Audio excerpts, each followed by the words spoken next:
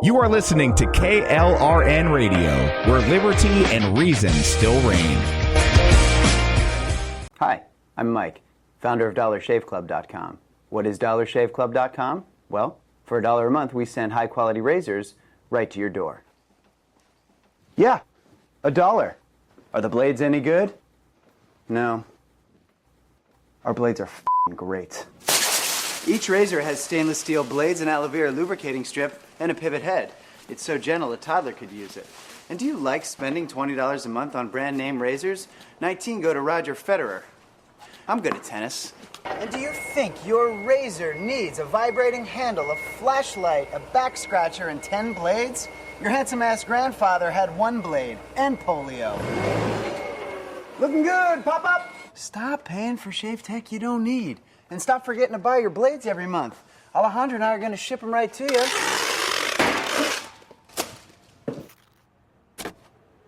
We're not just selling razors, we're also making new jobs. Alejandro, what were you doing last month? Not working. What are you doing now? Working. I'm no Vanderbilt, but this train makes hay. So stop forgetting to buy your blades every month and start deciding where you're going to stack all those dollar bills I'm saving you. We are DollarShaveClub.com, and the party is on. I know karate, I know jiu-jitsu, I drive like a gangster when I'm coming to see you, see you. See you, see you. Hi, everyone. This is JJ, the co-founder of Good Pods. If you haven't heard of it yet, Good Pods is like Goodreads or Instagram, but for podcasts. It's new, it's social, it's different, and it's growing really fast. There are more than 2 million podcasts, and we know that it is impossible to figure out what to listen to. On Good Pods, you follow your friends and podcasters to see what they like. That is the #1 way to discover new shows and episodes. You can find Good Pods on the web or download the app. Happy listening. Not to be a backseat driver, but can you say for sure you got the best monthly payment possible on your auto loan? Could it be that you might have gotten a better deal by shopping the loan at a few places and have a lower car payment? Next time, before you go car shopping, visit Communication Federal Credit Union first. Our auto loan experts will find you a perfect loan and get you the lowest monthly payment we can. Communication Federal, your auto loan experts. Restrictions apply. Federally insured by NCUA. At the LASIK Vision Institute, we know LASIK is a big decision, and every one of our patients is unique. That's why we customize your LASIK journey to you. I only have a certain budget. No problem. Right now at the LASIK Vision Institute, get 20% off LASIK when treated in April. That can be over $900 off when treating both eyes, plus guaranteed financing options. So visit GetLVILASIK.com today to start your journey towards 20/20 vision. Must mention this promotion and be treated in April of 2024 to qualify. 20% off standard price of Wave Light procedure. Cannot be combined with any other offers. Go to GetLVILASIK.com for details. At the LASIK Vision Institute, we know LASIK is a big decision, and every one of our patients is unique. That's why we customize your LASIK journey to you. I'm so busy right now.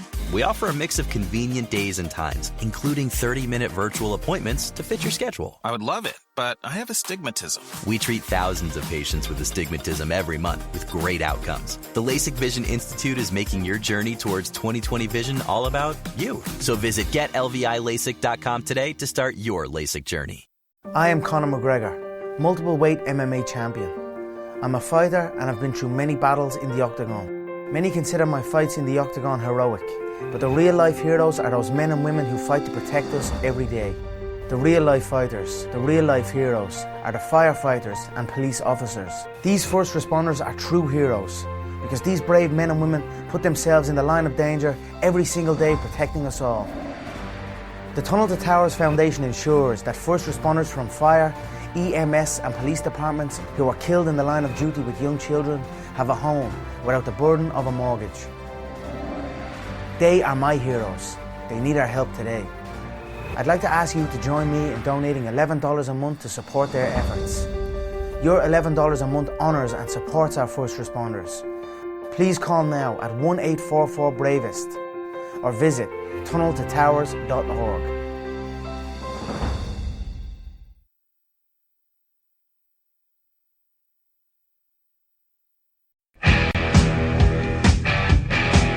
KLRN KLRN Radio has advertising rates available. We have rates to fit almost any budget. Contact us at advertising@klrnradio.com.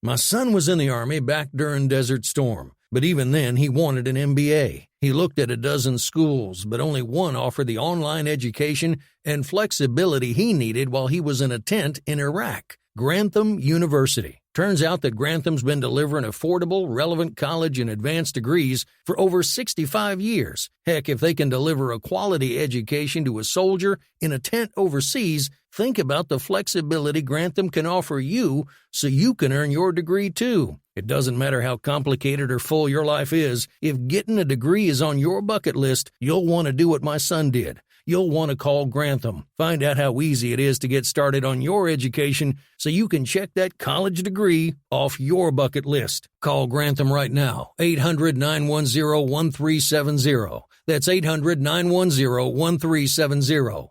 Flexible, affordable, relevant. Call 800-910-1370. Tired of paying outrageous prices for Viagra? Well, we have great news for you. Now you can finally get Viagra at huge discounts. Healthy Man allows you to save up to $500 on Viagra. Why pay U.S. pharmacy prices of $15 per pill or more when you can get Viagra for less than $3 a pill? Call today and get 40 Viagra pills for only $99. This can cost as much as $600 at your local pharmacy. You can't afford not to call us. If you want Viagra at the lowest prices, never pay $15 a pill pharmacy prices again. Get Viagra for less than $3 a pill. Call 1-800-516-7602 today and save up to $500 and get 40 pills for just $99. Healthy Man is fast, easy, and affordable. Operators are waiting at 1-800-516-7602 to take your call right now. Call 1-800-516-7602. That's 1-800-516-7602. Again, 1-800-516-7602. Attention business owners and independent contractors. This is a money-saving message from Tax Mediation Services. If your business owes $20,000 or more in taxes, we can help you today, right now. Listen, dealing with the IRS is no picnic. It's an intimidating and extremely stressful process, and you don't want to go it alone. Our attorneys know every law, every tax break, and every possible opportunity to help you resolve and reduce your tax debt. And if you owe more than $20,000, you may be at the top of their hit list. So don't take your tax debt lightly, because it will not go away on its own. The IRS can seize your bank accounts, your home, and even shut down your business. Call our tax experts today at 1-800-783-0810 and let us deal with the IRS while you focus on your business. That's 1-800-783-0810. Again, that's 800-783-0810. The following program contains coarse language and adult themes. Listener discretion is advised.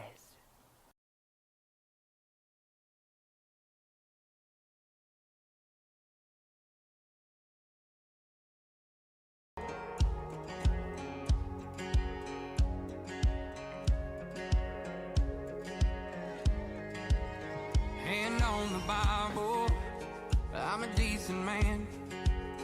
No, I ain't perfect, but I'm learning how to be the best I can. But I got demons collecting dust, and I buried them so damn far down so they can't find their way back up.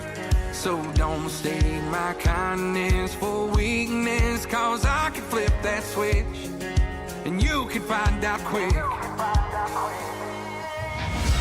There's a hell on the other side that you ain't met yet. Tread real light, dare you to light that fuse, cause I can be a loose cannon. Cross the line, I'll call you bluff. Promise when push come to shove, but you don't want that. And welcome into the Tuesday edition of the Rick Robinson Show, live right here on KLRNradio.com. We're probably going to skip the monologue break because I was having I would say I was having a technical issue, but I was having an I forgot issue.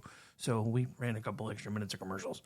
So anyway, we're here, we're live, and there are so many things to talk about today that I don't even honestly know where to start. So I think the first thing we're going to do, because I don't know if you guys know this or not, But the Supreme Court is arguing today. I did not know that until just a little bit ago. There are several things that are going on today. So let's see. Yeah, it's still going. So we're going to unmute now.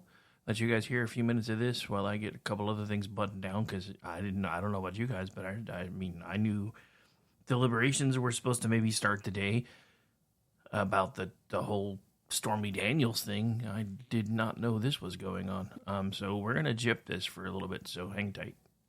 Not as president, and we would look at that content. Okay. But the test, I'm just focused on the legal test. Correct. I'm not hearing any objections to it. Other than I think that the D.C. Circuit placed more content consideration off limits than I would. Okay, all right. And then I wanted to understand on the core immunity, or whatever word we use, that it seems to me that we're narrowing the ground of dispute here considerably. Do we look at motives, the president's motives for his actions? I mean, for example, he has lots of war powers, as we've discussed, but he might use them in order to enhance his election, his personal interests. Is that a relevant consideration when we're looking at core powers? So I am thinking of this more as looking at the objective of the activity as opposed to the kind of subjective motive in the sense that Your Honor is talking about. I think that there is a lot of concern about saying an electoral motive to be reelected as such. Every first-term president, everything he does can be seen through the prism, by critics at least, of his personal interest in reelection. Yes. And so you wouldn't want that. I think you would say personal motivations off limits with respect to the core powers. Probably, well, with respect to the core powers, we think those are just things that can't be regulated at all, like the pardon power and veto. Right, regardless of motive. Correct. Regardless of motive. That's right. Okay. That is right. All right, so then we're in the non-core powers, where we're fighting over. What role do motives play there? I mean, one could remove an appointee that, well, first of all, maybe ask this first, is removing an appointee, a presidential appointee, a core power or a non-core power in your world? So here I might need to differentiate between the principal officers that this court, in cases like Myers and Seal of Law, has regarded as having a constitutional status of being removable at will, from inferior officers where Congress does have some regulatory latitude to impose restrictions on removal. Sure. And a put that aside. Yeah, I understand that. Putting that aside, yes, appointing a principal officer is a core power. I am not prepared to say that there is no potential criminal regulation to say you can't do it for corrupt purposes, to enrich yourself, for example. Well, bribery, all right, yes. but that's what I was wondering. Do motives come into the core power analysis or not? And now I'm hearing, I thought I heard no, and now I'm hearing maybe. I think maybe might be a little bit more appropriate because it's not involved in this case. The department has not had to take a position on exactly how these core powers would be resolved under an as-applied constitutional analysis. None is involved in this case. And I guess I'm wondering, and I'm not concerned about this case so much as future ones too, but these non-core powers and maybe core powers where a president is acting with, at least in part, a personal interest in getting reelected.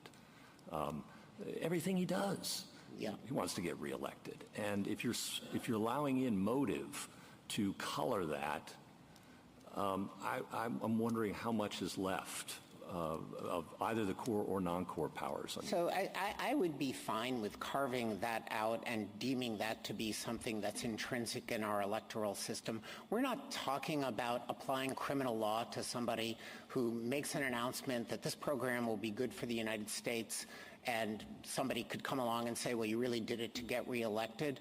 Leaving aside whether any of that violates a criminal law, I know that the next question is assume that it does.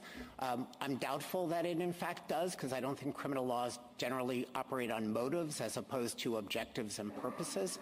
But all right, intentions. I mean, you can frame a motive as an intention, and intention as a motive, as you well know, every day of the week. Yes. So let's put that aside. I understand. We're putting that aside. That really, to me, falls in a very different category, and it is also possible. So there's some motives or intents that are cognizable and others that aren't. I mean, it's awkward, right? When we look back at like the injunction, back to Marbury in the early cases, you can't enjoin a president. Yeah. Also, you couldn't hold him in contempt, right? A sitting president. For sure. Just Gorsuch, right? Can I try one more time? Well, let me just spin this out just a second, okay. Right? And it didn't matter what the president's motives were. We're not going to look behind it. Right. And same thing in Nixon. We said, gosh, Nixon versus Fitzgerald, that's something courts shouldn't get engaged in because presidents have all manner of motives.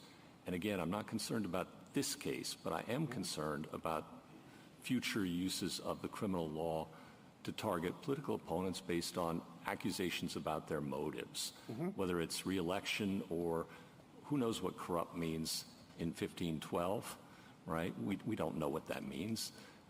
Maybe we'll find out sometime soon.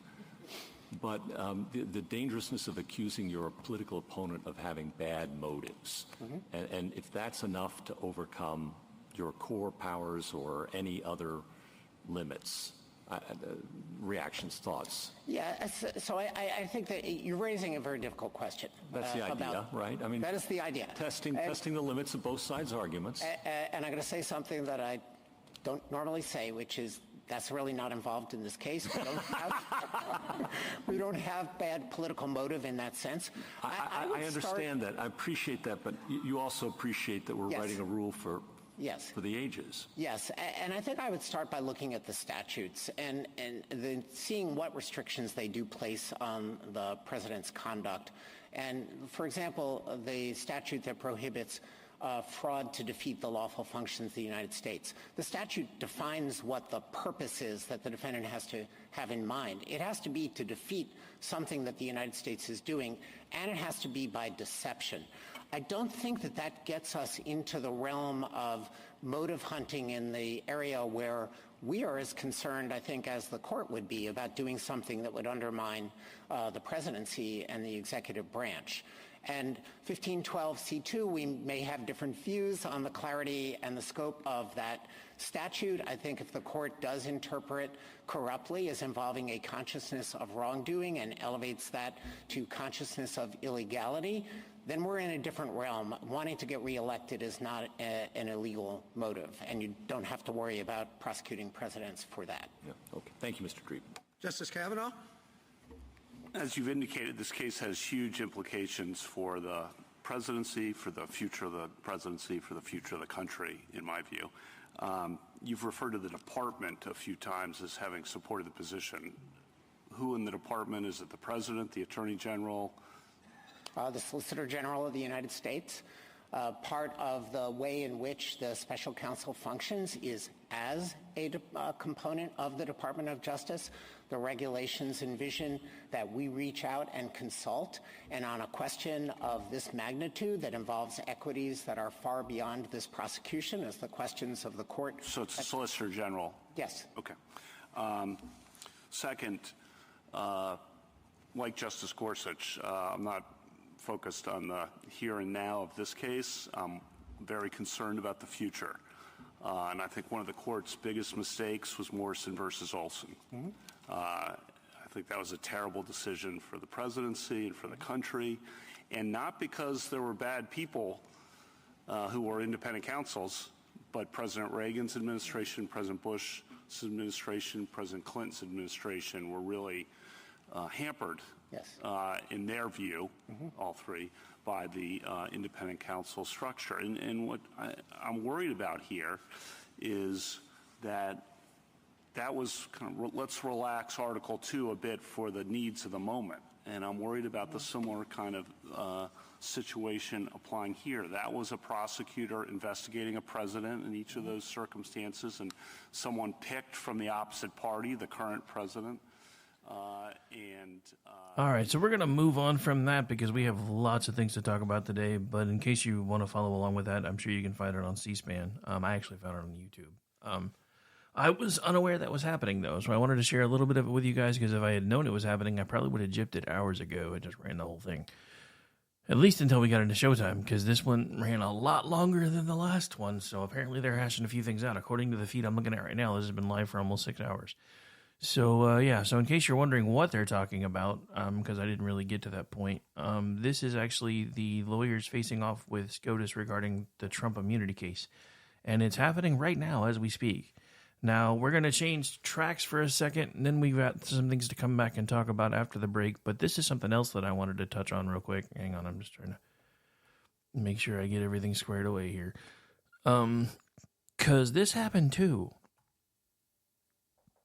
And this is just weird to me. This is from Town Hall. So apparently there's a video going around of a trans activist who's teaching viewers on TikTok about his marshmallow wand removal while sitting at a Disney restaurant. So let's check this out, shall we? Maybe we can lose our lunches together. I'm gonna get banned from Disney. I swear, we're about to get banned from Disney. Last summer, I got my cake pops removed, and the plan up until recently was to get my marshmallow wand reconfigured into a marshmallow tunnel. Unfortunately, a few weeks ago, I noticed some hair regrowth on my marshmallow wand. That's bad because the outside of the wand is what becomes the inside of the tunnel, so you don't want hair growing there, or else it's very uncomfortable. So I talked to my surgeon, and he said that it would be best to postpone the procedure until after hair removal is complete. This is obviously disappointing because I was really excited to have a marshmallow tunnel sooner. That being said, it is still happening. We're just not sure when it's happening. Hair removal is a fickle thing, and it's really hard to predict when it will finish. But my hair removal technician thinks it will be before the end of the year. So, fingers crossed. Oh, go. Want some? My mom's here, by the way. The marshmallow tunnel. Ban this person from Disney. Ban this man from being around children. Who just sits down in the middle of Disney and openly discusses your marshmallow wand and your cake pops? I remember when Disney was for families and for kids, not for creepy perverts like this man. And it's like they always have to do this kind of stuff in public, you know? This man sits in restaurants all the time and complains when he's misgendered and called, rightfully so, a man. And now he's sitting in Disney with families and kids where it's supposed to be like a happy time where, you know, these children aren't supposed to be indoctrinated by a creepy pervert who's in pink and wears dresses and wears Minnie Mouse ears, claiming to be a girl and a woman, talking about your marshmallow wand and wanting to get it cut off. You really need mental help. More than anybody I've ever witnessed in my life. This type of person needs an insane amount of mental help. And this person sits on TikTok, live streams himself, and says that this is his job. Making money from people donating to him over a live stream just so he can sit there and eat and talk and teach little children about how they too can become transgender because they were born in the wrong body. Delusional people should not have access to a big platform. Broken people break people. Suddenly I'm having, like, you guys remember the Mounds and Almond Joyce commercials? Sometimes you feel like a marshmallow pop. Sometimes you want a tunnel. Sorry. Anyway, yeah, I got nothing. I literally have nothing. That's terrifying, though. To think that somebody has made... Now these are the downsides to social media being easily monetized now. And I will admit that. Because there are downsides. Joe Pags has been pointing out lately that Twitter's kind of gotten to the point where it's retarded now for people that are just chasing engagement, because they'll take somebody else's content, quote tweet it, and say, "What do you think?" And then it blows up, and then they get paid for it. It's like, it would be one thing if it was original stuff, or if you weren't just commenting, to get your post engagements up. And I have to admit that that's one of the things that actually kind of annoys me about the whole thing.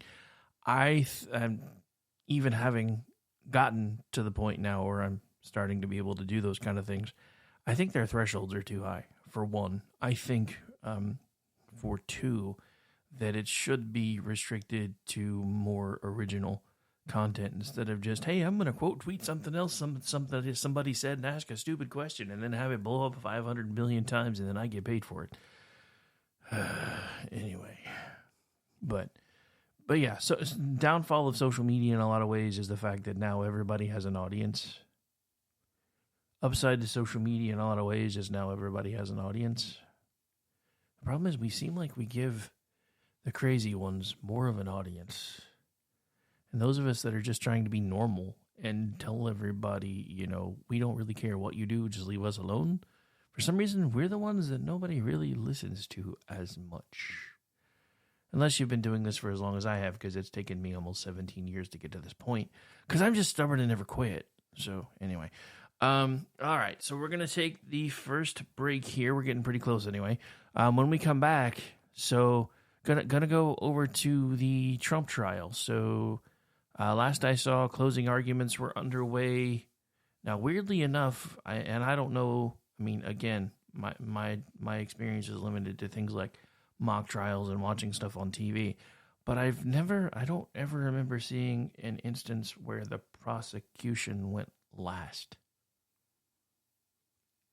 There's some other weird things going on there. But before we get into that, Mr. De Niro made an appearance, and it didn't go the way anybody hoped it was going to go, complete with people shouting him down during his visit. So we will get into that on the other side of the break.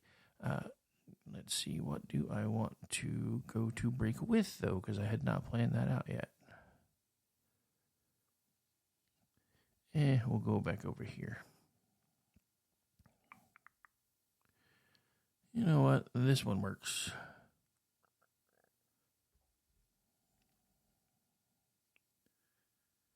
All right, we are going to go to break. I am Rick Robinson. This is my show. We will be back. Bottom of the hour, some more coming at you. Stay tuned.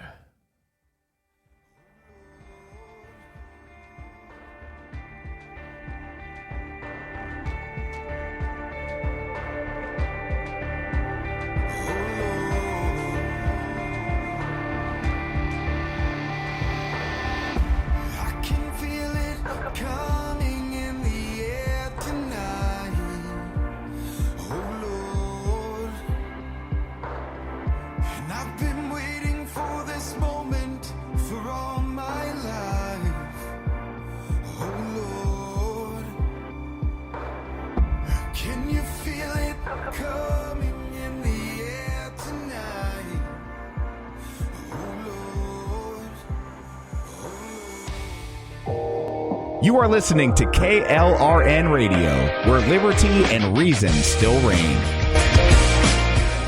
Hi, I'm Mike, founder of DollarShaveClub.com. What is DollarShaveClub.com? Well, for $1 a month, we send high-quality razors right to your door. Yeah, $1. Are the blades any good? No. Our blades are f***ing great. Each razor has stainless steel blades, an aloe vera lubricating strip, and a pivot head. It's so gentle a toddler could use it. And do you like spending $20 a month on brand name razors? 19 go to Roger Federer. I'm good at tennis. And do you think your razor needs a vibrating handle, a flashlight, a back scratcher, and 10 blades? Your handsome-ass grandfather had 1 blade and polio. Looking good, Pop-Up! Stop paying for shave tech you don't need. And stop forgetting to buy your blades every month. Alejandro and I are going to ship them right to you.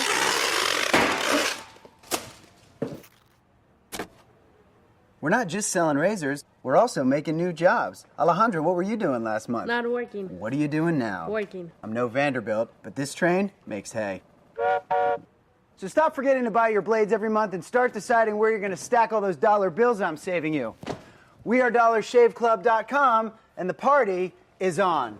I know karate, I know jiu-jitsu, and drive like a gangster when I'm coming to see you, see you. See you, see you. Hi, everyone. This is JJ, the co-founder of Good Pods.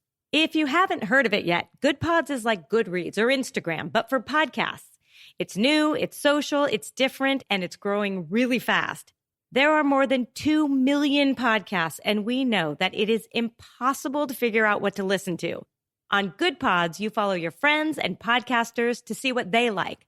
That is the #1 way to discover new shows and episodes. You can find Good Pods on the web or download the app. Happy listening. Not to be a backseat driver, but can you say for sure you got the best monthly payment possible on your auto loan? Could it be that you might have gotten a better deal by shopping the loan at a few places and have a lower car payment? Next time, before you go car shopping, visit Communication Federal Credit Union first. Our auto loan experts will find you a perfect loan and get you the lowest monthly payment we can. Communication Federal, your auto loan experts. Restrictions apply. Federally insured by NCUA. I am Conor McGregor, multiple weight MMA champion. I'm a fighter and I've been through many battles in the octagon. Many consider my fights in the octagon heroic, but the real life heroes are those men and women who fight to protect us every day.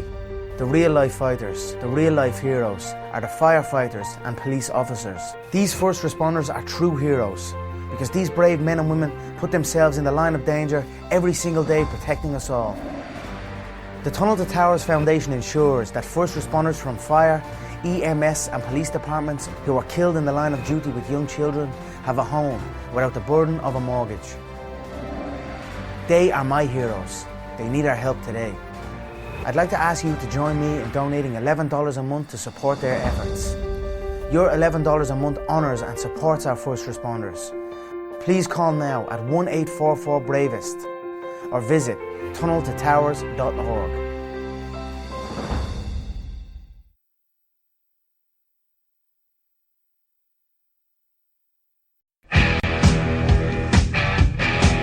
KLRN Radio has advertising rates available. We have rates to fit almost any budget. Contact us at advertising@klrnradio.com.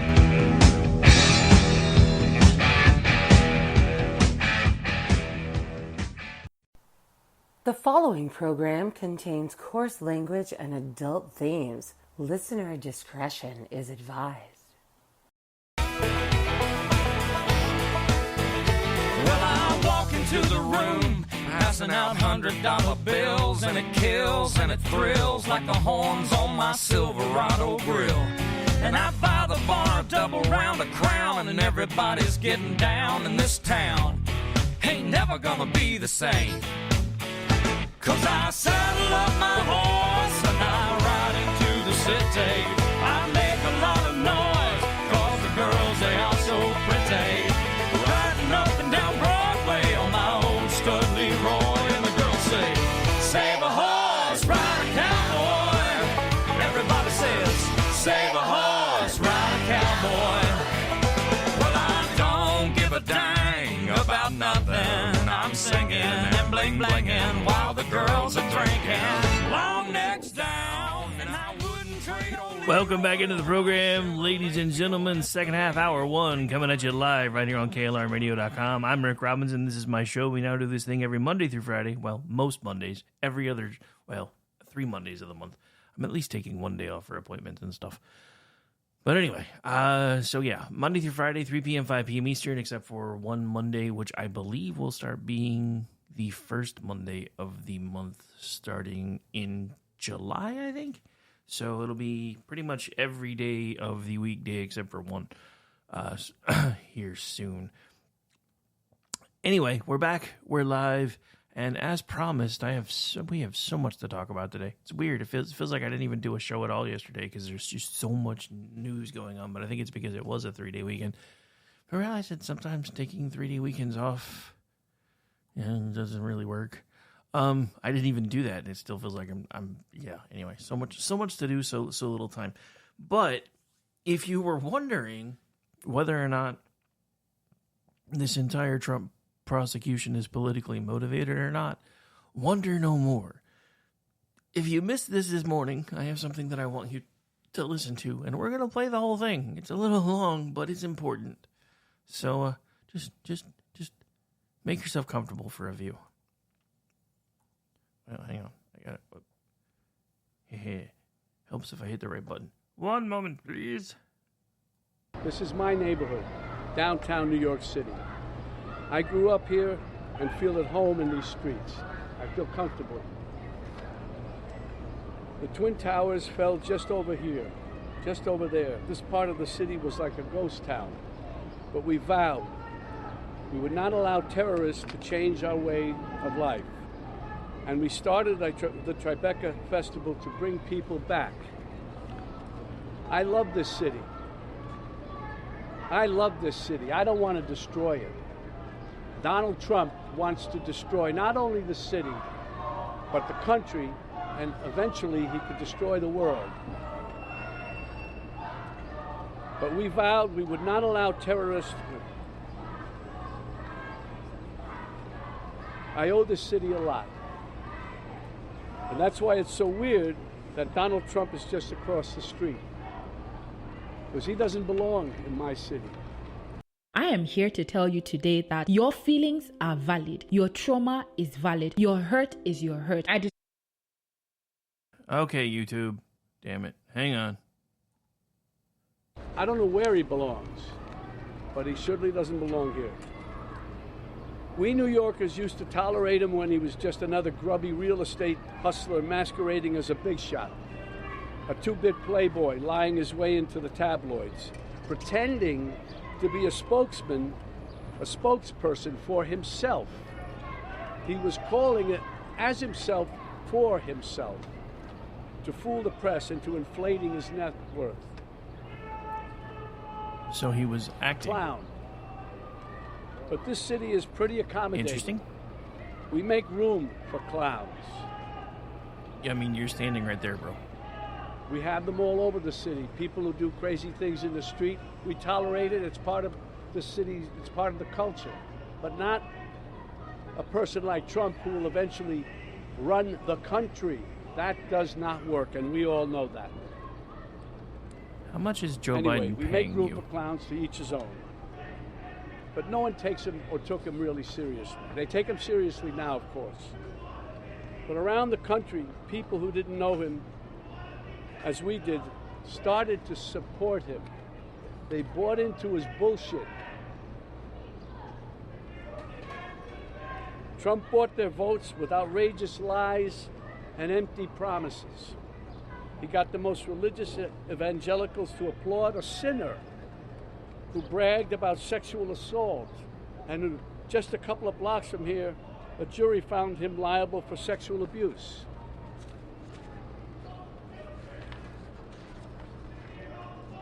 Somehow he even got self-styled patriots to support a man who called for terminating the Constitution, and on January 6th rallied an angry mob to threaten democracy, leaving death and destruction in its wake. That's why I needed to be involved and wanted to be involved in the new Biden-Harris ad, because it shows the violence of Trump and reminds us that he'll use violence against anyone who stands in the way of his megalomania and greed. But it's a coward's violence. You think Trump ever threw a punch himself or took one? This guy who ran and hid in the White House bunker when there were protesters outside? No way. He doesn't get blood on his hands. No, he doesn't. He directs the mob to do his dirty work for him by making a suggestion, an inference. And his gang grovels and follows his obvious order. It's no surprise that the murder rate and other violent crimes peaked under Trump and are falling under Biden. And now he's promising to use our own military to attack U.S. citizens. That's the tyrant. That's the tyrant he's telling us he'll be. And believe me, he means it. When Trump ran in 2016, it was like a joke. This buffoon running for president. No, never could happen. We'd forgotten the lessons of history that showed us other clowns who weren't taken seriously until they became vicious dictators. With Trump, we have a second chance. And no one is laughing now. This is the time to stop him by voting him out once and for all. We don't want to wake up after the election saying, what, again? My God, what the hell have we done? We can't have that happen again. Yesterday was Memorial Day. It's a good time to reflect on how Americans fought and died so that we may enjoy the freedoms guaranteed to us by a democratic government. A government that, as President Lincoln said, of the people, by the people, for the people, shall not perish from the earth. Under Trump, this kind of government will perish from the earth. I don't mean to scare you. No, wait, maybe I do mean to scare you. If Trump returns to the White House, you can kiss these freedoms goodbye that we all take for granted. And elections, forget about it. That's over. That's done. If he gets in, I can tell you right now, he will never leave. He will never leave. You know that. He will never leave. What does that mean? Is that the country we want to live in? Do we want him running this country and saying, I'm not leaving, I'm dictator for life? I hope this He new ad left campaign the first time reaches before outside the checkout bubble time, to you remind Nimrod. supporters of what a danger he is to our lives. This is not a threat. This is a reality. And that's why I've joined the Biden-Harris campaign, because the only way to preserve our freedoms How did I and not ever hold realize on to how our short humanity De Niro is to is? vote for Joe Biden for president. I mean, I'm not very tall, but that dude Really? looks like he's like 5'5", 5'6". We don't have a choice. Saying. On January 6th, while Republican lawmakers despicably tried to keep the loser Trump, in the White House, and Trump-inspired insurrectionists stormed the Capitol, brave men and women from law enforcement put their lives on the line to defend this country. Our democracy. They are the true heroes. These guys are the true heroes. They stood and put their lives on the line for these lowlives, for Trump. They lied under oath. That works real well to call the voters They lowlives. lied under oath. Who lied under oath? What are you telling me? Those two traitors behind you. Excuse me? Those two traitors behind you. They lied under oath? That's right. What are you saying? They're traitors. They're traitors. You gotta, I don't know, I don't even know how to deal with you, my friend. I don't even know how to deal with you. They stood there, they didn't have to. And there were other ones in there who probably were in with them a little bit too, and they found a way to get around. Not these guys. They stood there and fought for us, for you. For you. Well, they weren't fighting for me. No, they fought for you, buddy. You're able to stand right here now. They are the true heroes. I'm honored to be with these two heroes today, from former Capitol Police Officer Harry Dunn and former Metropolitan Police Officer Michael Fanone.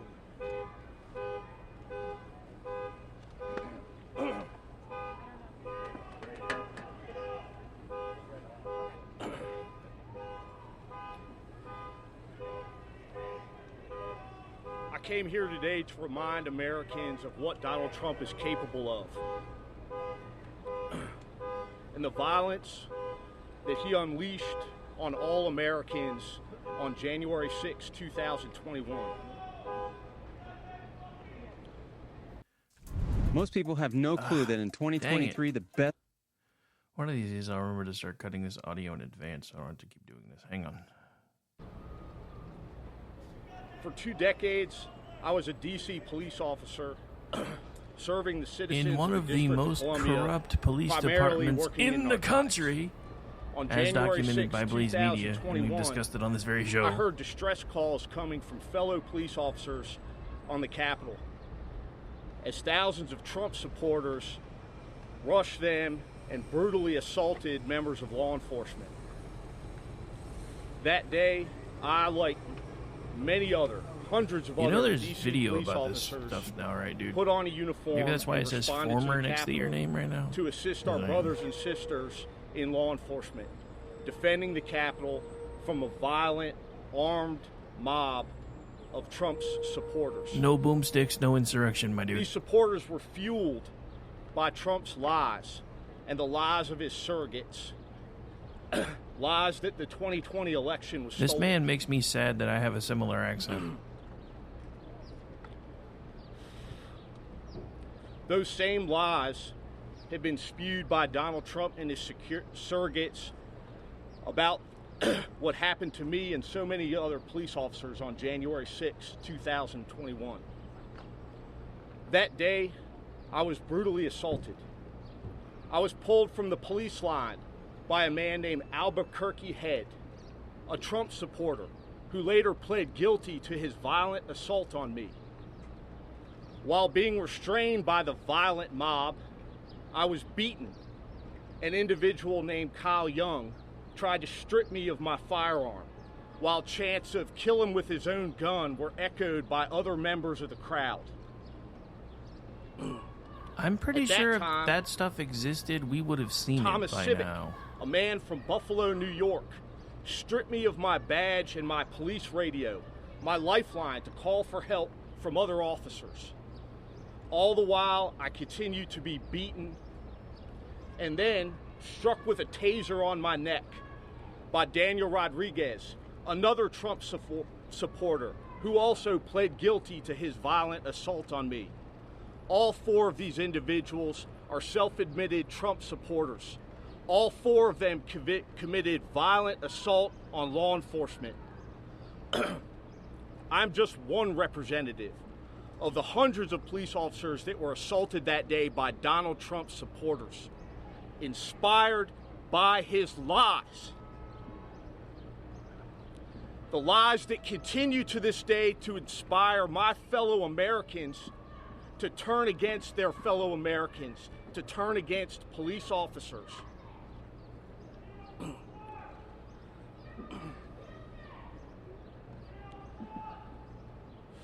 At the end of the day, this election is about Donald Trump and his vision for the office of the President of the United States. Not as a public servant who answers to the people who elected him, but as an authoritarian who answers to and serves only himself. Thank you. That's not what happened the first time. Ashley Babbitt was murdered, an unarmed veteran. I really love this Morning. dude that keeps shouting at them. I want to find out who he is and see if he wants to come on my show. Happen, we wouldn't be here right now. Oh, and here's another I'd still be at former work, Capitol Police working at officer the by the United name of States Harry Capitol. Dunn. I appreciate As in, the your words career is done. of Mr. De Niro, Officer Fanone. But anytime I get an opportunity to acknowledge, address, and thank the men and women of the Capitol Police and the Metropolitan Police Department who served that day to protect our democracy, to protect each other, to make sure everybody got to go home that night. That's what we fought for that day. The fight for a lot of us didn't end on January 6th, that evening when we went home. The fight still continues now. What happened that day was an attempt to overthrow an election. Donald Trump is the greatest threat to our democracy and the safety of communities across the country today. He has encouraged and continued to encourage political violence. We've been called traitors just today. We were all called traitors on January 6th for doing our job. And yes, we protected Republicans. We protected Democrats alike. It's not about the story that we don't agree with. Political violence is never acceptable. But you have a presidential candidate, that champions it, that encourages it, that supports it. We cannot have that. Are you kidding me right now? The sitting president of the United States He died the day did after a public January address with the United States Marine Corps said it was officers because of standing behind him, flanking events of him, January and 6th making sure that the bright caused red color of the supposed red, white, and father said blue it best. were the only things visible in the frame. Charles The only Sidney. thing that was Trump is missing the reason why my son is was dead. an Trump armband does whatever and a Hitler will get him stash, votes and you want to keep and talking helps about Donald Trump. Go ahead, keep talking about It's Trump. about himself. He calls the criminals who attacked our Capitol patriots. He calls the men and women who Bubba, died have you read serving the reports and of your protecting own this police country department? Suckers and losers. He constantly echoes the words of dictators. And Oh, I'm invokes the sorry, language he's of Nazi black, so I Germany, probably shouldn't have said embracing Bubba. That will be political considered violence, racist. Pledging to rule Bubba. as a dictator on day one. Those aren't our talking points. Those aren't left news talking points. He said it. Americans need to wake up. This is not a drill. Mr. Nero said he's not trying to scare you. When I just unsuccessfully ran for office. A lot of people that I met out there said they were afraid. They're scared to see what another Trump presidency looks like. I try to pride myself in having some type of way to make people feel comfortable, saying some kind of a word, a hug, a look, or something. It's going to be okay.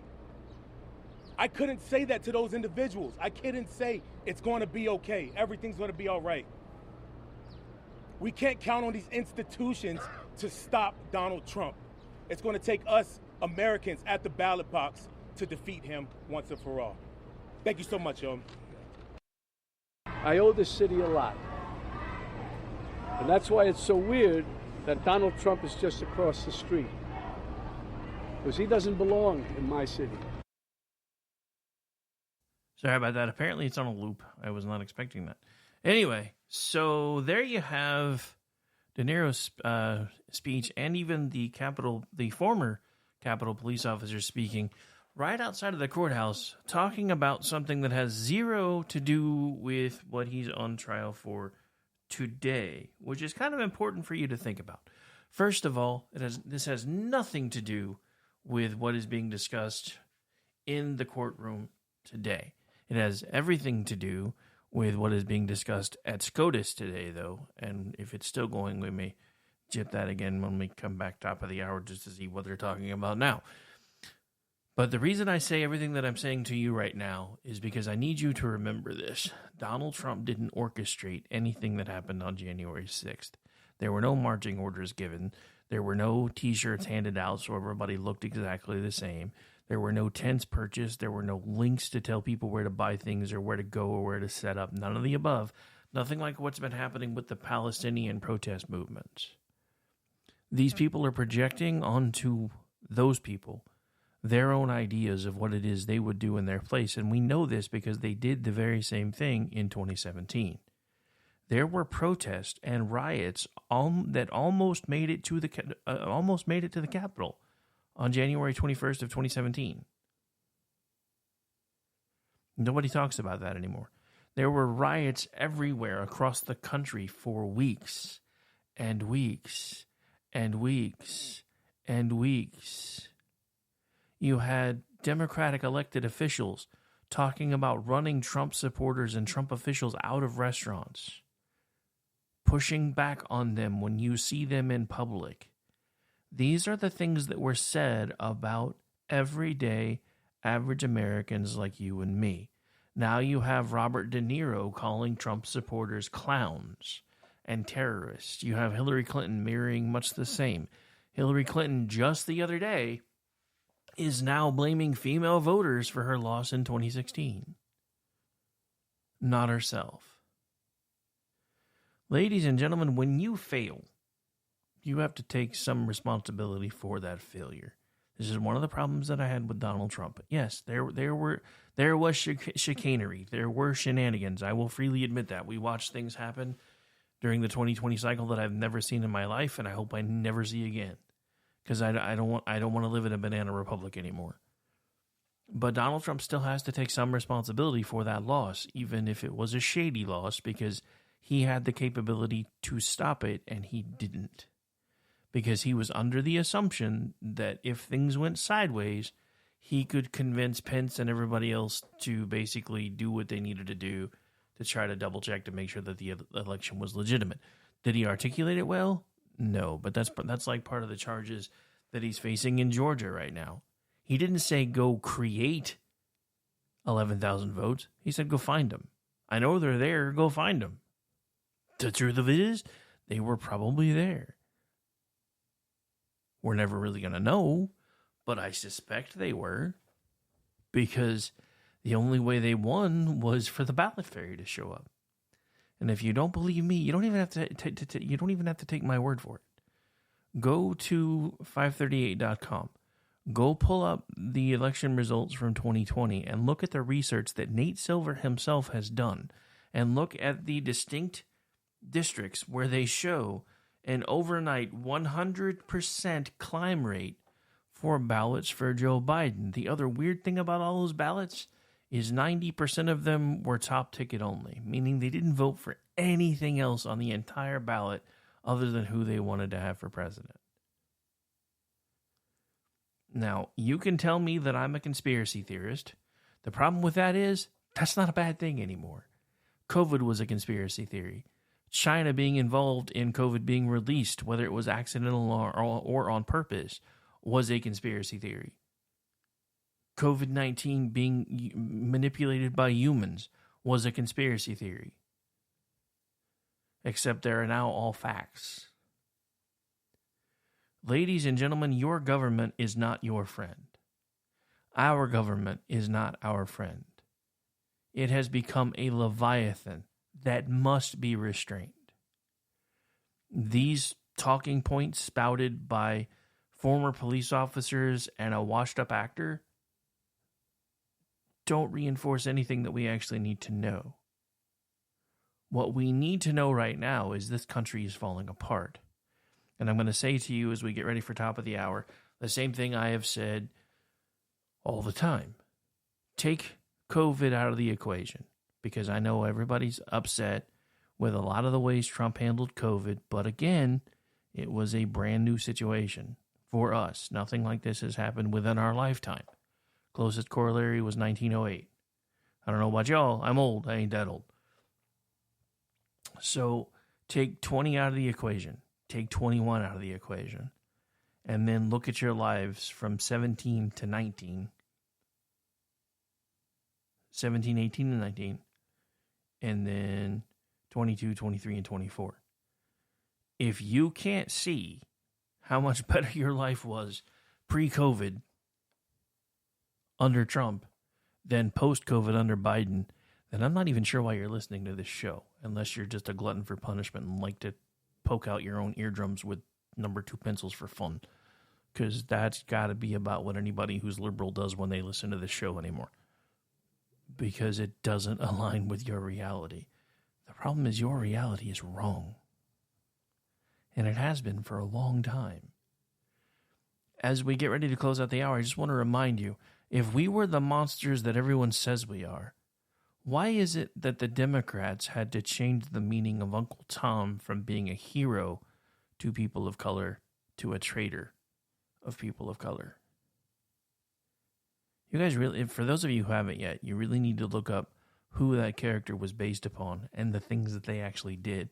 And then ask yourself, why the party that's supposedly the Civil Rights Party, now, because of the mythical party switch, made that a slur?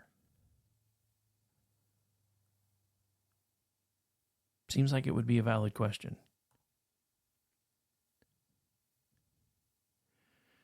All right, taking a break. We are at top of the hour, so we are going to take a quick break. When we come back, much more show. We're going to see what's going on with the Supreme Court and see if they're still yakking it up, and maybe join that if they are, and if not, we'll figure out what's coming after that. All right, this is my show. It's Tuesday, so we still got a long week ahead of us. For a lot of you, it's also your Monday. For that, I do humbly apologize, because, yeah, anyway. But on that note, we are going to, learning new board. There we go. All right. Got it working again. All right, we'll be right back. Stay tuned.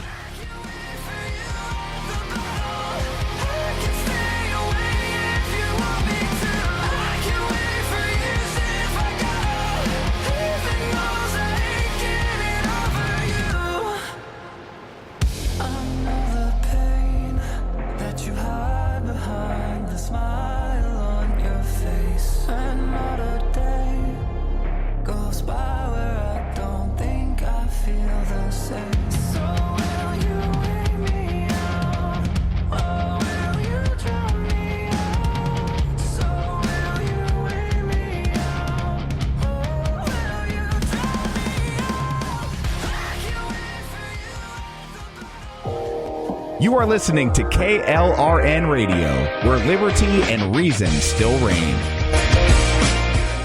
Hi, I'm Mike, founder of DollarShaveClub.com. What is DollarShaveClub.com? Well, for $1 a month, we send high-quality razors right to your door. Yeah, $1. Are the blades any good? No. Our blades are f***ing great. Each razor has stainless steel blades, an aloe vera lubricating strip, and a pivot head. It's so gentle a toddler could use it. And do you like spending $20 a month on brand name razors? 19 go to Roger Federer. I'm good at tennis. And do you think your razor needs a vibrating handle, a flashlight, a back scratcher, and 10 blades? Your handsome-ass grandfather had 1 blade and polio. Looking good, Pop-Up! Stop paying for shave tech you don't need. And stop forgetting to buy your blades every month. Alejandro and I are going to ship them right to you.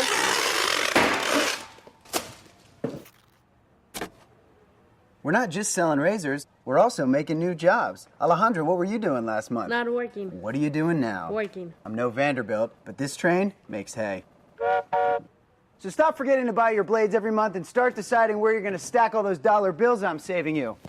We are DollarShaveClub.com, and the party is on. I know karate, I know jiu-jitsu, I drive like a gangster when I'm coming to see you, see you. See you, see you. Hi, everyone. This is JJ, the co-founder of Good Pods. If you haven't heard of it yet, Good Pods is like Goodreads or Instagram, but for podcasts. It's new, it's social, it's different, and it's growing really fast. There are more than 2 million podcasts, and we know that it is impossible to figure out what to listen to. On Good Pods, you follow your friends and podcasters to see what they like. That is the #1 way to discover new shows and episodes. You can find Good Pods on the web or download the app. Happy listening. Not to be a backseat driver, but can you say for sure you got the best monthly payment possible on your auto loan? Could it be that you might have gotten a better deal by shopping the loan at a few places and have a lower car payment? Next time, before you go car shopping, visit Communication Federal Credit Union first. Our auto loan experts will find you a perfect loan and get you the lowest monthly payment we can. Communication Federal, your auto loan experts.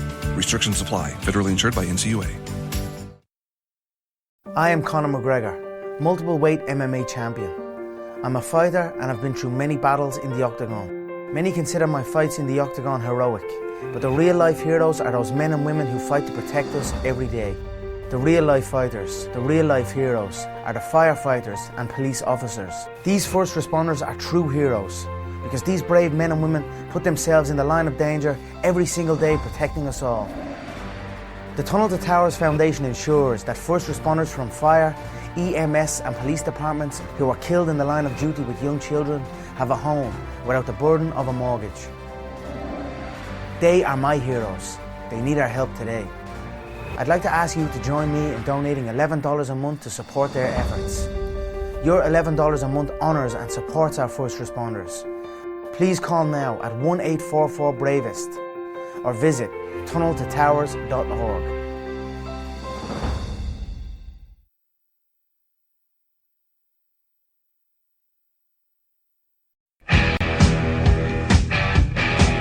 KLRN Radio has advertising rates available. We have rates to fit almost any budget. Contact us at advertising@klrnradio.com.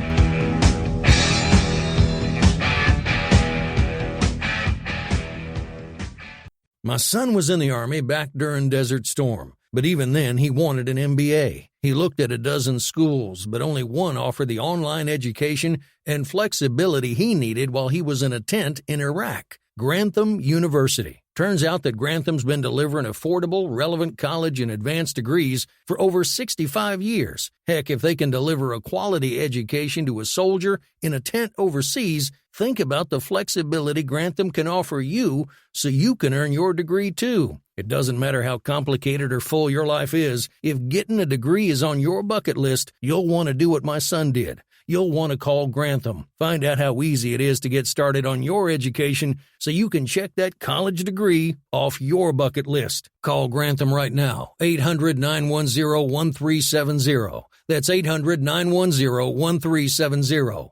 Flexible, affordable, relevant. Call 800-910-1370.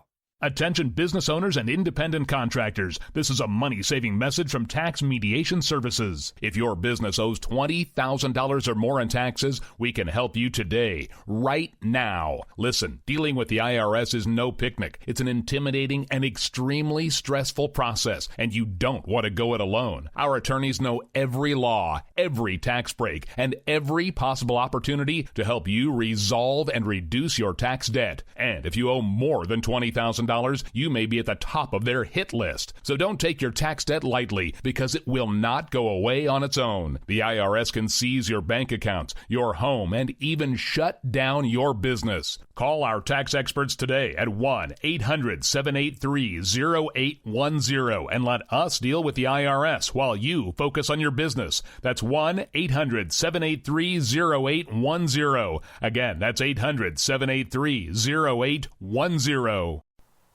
The following program contains coarse language and adult themes. Listener discretion is advised.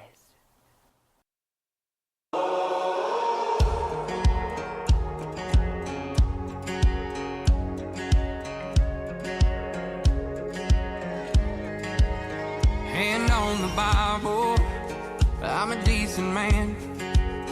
No, I ain't perfect, but I'm learning how to be the best I can. But I got demons collecting dust, and I buried them so damn far down so they can't find their way back up. So don't mistake my kindness for weakness, cause I can flip that switch and you can find out quick. There's a hell on the other side that you ain't met yet. Tread real light, dare you to light that fuse, cause I can be a loose cannon. Cross the line, I'll call you bluff. Promise when push come to shove, but you don't want that smoke. Better the devil. And welcome back into hour 2 of the Tuesday edition of the Rick Robinson Show. For those of you who had yesterday off, it feels like a Monday. Sorry for that, but we're here. We're live. Hope everybody's having a great Tuesday afternoon. For those of you working for the weekend, if you work in the East Coast, you got about an hour until you're done with your Tuesday. If you live in God's time zone, then you have about 2 hours till you're done with your Tuesday. And if you live on the West Coast, why the hell haven't you moved yet? And Mountain, before you start griping, nobody really cares. Love you, mean it. All right, anyway, so we're here. We're live. It's Tuesday. Sorry, that's just, I don't know. I blame Mickey, one of the hosts here who's been on hiatus, because he was complaining the other day that anytime he has a work meeting, nobody takes into account that he lives in the mountain time zone, so it just kind of became a running joke. I can always tell when he tunes in because he's always like, F you, man, F you. Anyway, so we're back. We're live. Speaking of we're live, let's see. I think that might be over now. Nope, hang on. Maybe not. Still shows it's going. Let's see. Lack of immunity and the possibility of prosecution. All right, so we're going to join this for a little bit, let you guys hear a little bit more of the SCOTUS argument regarding the Trump immunity case, which has apparently been going on for forever today. Last I looked, it was showing live for 5 hours. I can't seem to find that timestamp now. 6 hours ago, as of now. So there's a lot going on here, apparently. Office of Legal Counsel has said forever that presidents are amenable to a threat of prosecution, and they have continued to function and do their jobs and do all the things that presidents do. So it seems to me that you are asking now for a change in what the law is related to immunity. I would quote from what Benjamin Franklin said at the Constitutional Convention, which I think reflects best the founders' original understanding and intent here, which is at the Constitutional Convention, Benjamin Franklin said, history provides one example only of a chief magistrate who was subject to public justice, criminal prosecution, and everybody cried out against that.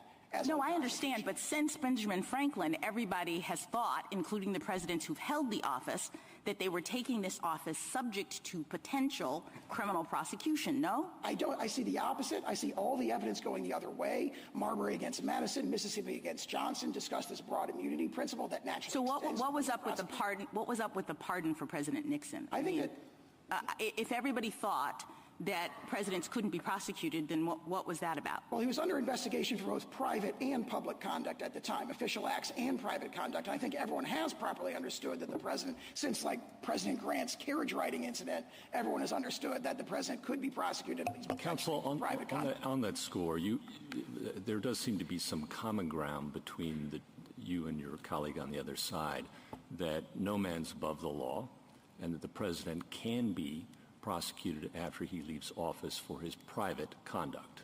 Is that right? We agree with that. And then the question becomes, as we've been exploring here today, a little bit about how to segregate private from official conduct that may or may not enjoy some immunity. And I'm sure we're going to spend a lot of time exploring that. But the D.C. Circuit in Blasingame, Chief Judge there, joined by the panel, expressed some views about how to segregate private conduct, for which no man is above the law, from official acts. Do you have any thoughts about the test that they came up with there? Yes, we think in the main that test, especially if it's understood through the lens of Judge Katsas' separate opinion, is a very persuasive test. It would be a great source for this court to rely on in drawing this line. And it emphasizes the breadth of that test. It talks about how actions that are, plausibly connected to the president's official duties are official acts. And it also emphasizes that if it's a close case or it appears there's considerations on the other side, that also should be treated as immune. Those are the aspects of that we emphasize as potentially guiding the court's And that left open, in that case, the possibility of further proceedings and trial. Exactly right. And that would be a very natural course for this court to take in this place. The court can and should reverse the categorical holding of the D.C. Circuit that there's no such thing as official acts, especially when it comes to... But you'd agree further proceedings would be required? That is correct. There would have to be, and I would point the court to Anderson against Creighton, where the court said there'd be kind of two stages of these further proceedings. There's looking at the indictment itself, or in that case it was a complaint, but look at the charging document itself and see whether on the face of it this is alleging official acts, and if not, or it can't be determined, then there'd be a factual proceeding. And all of that, under Mitchell against Forsyth and so forth, would have to occur before any other proceedings in the district. Mr. Sauer, go ahead. Mr. Sauer, you began by explaining why you believe that immunity from criminal prosecution is essential for the proper functioning of the presidency. But my question is whether the very robust form of immunity that you're advocating is really necessary in order to achieve that result. So just to take one possible alternative, suppose the rule were that a former president cannot be prosecuted for official acts unless no plausible justification could be imagined for what the president did, taking into account history and legal precedent and the information that was provided to the president at the time when the act was taken. Would that be sufficient, or if it is insufficient, why would it be insufficient? That might be a much better rule than what emerged from the lower courts here. We think it would be insufficient because, again, that long line of cases talking about using the president's motives and the intrusive consideration of the president's motives as transforming acts to official and unofficial would come into play. And of course, once you can make that allegation, all of a sudden you've opened the door. You no longer have a per se clear, bright line rule. You have a determination in every single case. Well, what if it were not? What if it did not involve any subjective element? It was purely objective. You would look objectively at the various relevant factors. That sounds to me a lot like Blasingame, and especially viewed through the lens of Judge Katsas' separate opinion, and that may not be different than what we're proposing to the court today. Well, Blasingame had to do with the difference between official conduct and private conduct, right? That's correct. I understood the court to be asking that. No, this would apply, and just a possibility. I don't know whether it's a good idea or a bad idea, or whether it can be derived from the structure of the Constitution or the vesting clause or any other source. But this would be applied in a on purely objective grounds when the president invokes an official power in taking the action that is at issue. Yes, I believe the reason I think of Blasingame is because it talks about an objective, context-specific determination to winnow out what's official and what is purely private conduct. And again, with a strong degree of deference to what I'm sorry. If I understood Justice Alito, he's suggesting not that. He's suggesting whether, even if it is an official act, whether you still grant immunity if that act is not plausibly viewed as within the realm of law. He can correct me if I'm wrong. That was the question. That, I think, would be a superior rule than the categorical denial that emerged in the trial court here. I do think it would I'm not quite sure why he used the word plausible, because that seems to negate might as well give absolute if you're saying plausible, because anybody could argue plausibility. We don't even require plausible. We require reasonable in qualified immunity. So, well, I mean, one might argue that it isn't plausibly legal to order SEAL Team 6, and I don't want to slander SEAL Team 6 because they're honorable. They're honorable officers, and they are bound by the Uniform Code of Military Justice not to obey unlawful orders. But no, I think one could say that it's not plausible that is legal, that action would be legal. And I'm sure I've thought of lots of hypotheticals. I'm sure you've thought of lots of hypotheticals where a president could say, I'm using an official power, and yet the president uses it in an absolutely outrageous manner. That, if we're an objective determination, may well be an interesting approach to take. So apply it to the allegations here.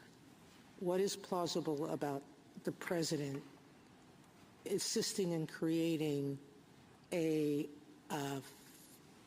fraudulent slate of electoral candidates? Assuming you accept the facts of the complaint on their face, is that plausible that would be within his right to do?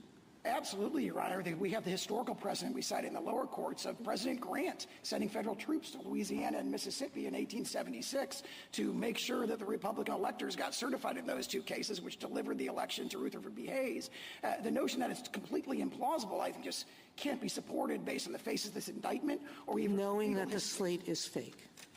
Knowing that the slate is fake, that they weren't actually elected, that they weren't certified by the state. He knows all those things. The indictment itself alleges, I dispute that characterization. The indictment affixes the word label to the so-called fraudulent electors. It affixes the word fraudulent, but that's a complete mischaracterization. On the face of the indictment, it appears that there was no deceit about who had emerged from the relevant state conventions, and this was being done as an alternative basis. But I want to address a more higher level point, a fundamental point, which is that, as Justice Alito's question indicated, there's a whole series of structural checks other than criminal prosecution that are designed to deter these kind of, outlandish scenarios or extraordinarily obviously illegal things. And that's been viewed in this court's opinions going all the way back to at least Martin Where against do you Mott. think the D.C. Circuit went wrong in how it determined what was official versus what's personal? Well, I read the opinion below in this particular case as adopting a categorical view. It does not matter is the logic of their opinion, because there is no immunity for official acts, and therefore, that's the end of the story. I don't really think they went wrong in Blasingame in the civil context when they engage in the same determination with respect to what's official and what isn't official. There, we agree with most of what that opinion says. And for some official acts that are not within the Article II exclusive power, okay, so official acts but not within the Article II exclusive power, even for those, I assume you would think that a clear statement has to be required, a clear statement in the statute covering the president if the president's official acts are going to be criminalized. Absolutely. Obviously, the issue is, at the highest possible level when it comes to the unrestrictable powers, like as in this indictment, the allegation. Well, I'm assuming the exclusive powers are walled off and can't be prosecuted before there's a lot of official powers that are not exclusive to the president under his Article 2 authority. But for those, I understood you to be saying at a minimum there would need to be a clear statement in the statute referencing the president so that the president's on notice and can conduct himself or herself accordingly. That's absolutely correct, and that'd be consistent both with Franklin and Public Citizen and cases, a long series of other clear statements. Can I follow up on that? Ask you, Go ahead. Go ahead. So you concede that private acts don't get immunity? We do. Okay. So in the special counsel's brief on pages 46 and 47, he urges us, even if we were to decide or assume that there was some sort of immunity for official acts, that there were sufficient private acts in the indictment for the case to go back and the trial to begin immediately. And I want to know if you agree or disagree about the characterization of these acts as private. Petitioner turned to a private attorney who was willing to spread knowingly false claims of election fraud to spearhead his challenges to the election results. Private? As alleged, I mean, we dispute the allegation, but that sounds private to me. Sounds private. Petitioner conspired with another private attorney who caused the filing in court of a verification signed by petitioner that contained false allegations to support a challenge. That also sounds private. 3 private actors, 2 attorneys, including those mentioned above, and a political consultant helped implement a plan to submit fraudulent slates of presidential electors to obstruct the certification proceeding, and petitioner and a co-conspirator attorney directed that effort. You read it quickly. I believe that's private. I don't want to. So those acts you would not dispute. Those were private, and you wouldn't raise a claim that they were official. As characterized. What we would say, Your Honor, if I may, what we would say is official is things like meeting with the Department of Justice to deliberate about who's going to be the acting Attorney General of the United States. Sure. Communicating with the American public. Communicating with Congress about matters of enormous concern. Thank you. Thank you, counsel. And what is the consequence in terms of going forward with your acknowledgement that those are private acts as opposed to official acts? If you look at the indictment here, there's a bunch of acts that we think are just clearly official. There may be allegations that mostly relate to what the government has described here as private aim or private end, and the court should remand or address itself, but remand for a Brewster-like determination, which is what's official and what's private. The official stuff has to be expunged completely from the indictment before the case can go forward, and there has to be a determination, at least on remand, of what's official, a 2-stage determination of what's official and what's private. All right, so I think we've listened to that enough. Besides, I have a dovetail story to go along with that one. So this is from our friends over at Town Hall, written by Aaron Schaaf. Today's Dateline. Today's Dateline. So one Supreme Court justice, who you've heard a little bit of today, claims she's cried over recent rulings. The weird thing is, I swear I saw this headline yesterday, so I'm having deja vu, I think. It's kind of weirded me out. The United States Supreme Court Justice Sonia Sotomayor reportedly admitted that she cried in despair over some of the court's recent rulings. According to the New York Post, Sotomayor, who is, hang on, I got to get ready for this, 69. Oh, why is that not playing? Oh, I know why it's not playing. Haha, damn it. Learning the new board, and I just realized that right now I have everything going through one channel. I got to fix that. I'm sad about that now. All right, well, now that I've ruined the joke, we're hitting the button again anyway. 69, dudes. Giggity, giggity, giggity, giggity, let's have sex. I'm just saying, that's required. All right, anyway, so, yeah, I have already been figuring out how to divide up some of these channels a little bit as I go, because there's quite a few different outlets or inputs. I actually think I'm about to get another adapter and string another computer to handle some of this stuff so it's separate. Anyway, so the United States Supreme Court Justice Sonia Sotomayor reportedly admitted she cried in despair over some of the court's rulings. She served on the court since 2009, and she made the remarks at the Radcliffe Institute for Advanced Study at Harvard University last week. Oh, big surprise. She made the statements at Harvard. Anyway, there are days that I've come into my office after an announcement of a case and closed my door, and I have cried and cried. and cried. Oh, I'm sorry. There have been those days, and there are likely to be more, she added in her remarks. Sotomayor did not specifically say which rulings made her cry, but I have an idea. There are moments when I'm deeply, deeply sad. And there are moments when, yes, even I feel desperation. We all do. But you have to own it. You have to accept it. You have to shed the tears. And then you have to wipe them and get up and fight some more. Reportedly, she has discussed her frustrations with the conservative majority court since President Donald Trump's term. This is via the New York Post. She echoed a similar sentiment in January while speaking at the University of California, Berkeley School of Law, reflecting that every loss truly traumatizes me in my stomach and in my heart. But I have to get up the next morning, and I have to keep on fighting, she said at the time. During those January remarks, Sotomayor also spoke about the demanding workload that justices on the nation's highest court face. Cases are bigger, they're more demanding, the number of amici, otherwise known as participating parties, are greater, and you know that our emergency calendar is so much more active. I'm tired, she said at the time, according to Bloomberg Law. In 2021, Town Hall reported how Sotomayor described the Supreme Court's refusal to block a Texas law that banned abortion after fetal heartbeat detection catastrophic. And she was one of the dissenting justices in the Dobbs decision and the decision surrounding affirmative action admissions into college campuses. Reportedly, Sotomayor is facing pressure from the left-wing supporters to step down so that President Joe Biden can appoint her replacement. This pressure stems from Sotomayor's health and age, as she is diabetic and has been forced to travel with a medic, the Post noted. Dun, dun, dun. I'm so sad, and I weep for the nation because I can't have our liberal ideals marring the court, and it makes me so sad. I don't know what I'm gonna do. Anyway, sorry, I'm over it now. If I seem a little more sarcastic than usual, it's because I am. I am. Anyway.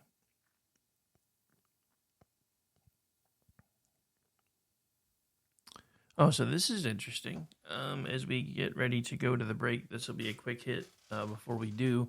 This is from Town Hall. Matt Vespa, again, Dateline today.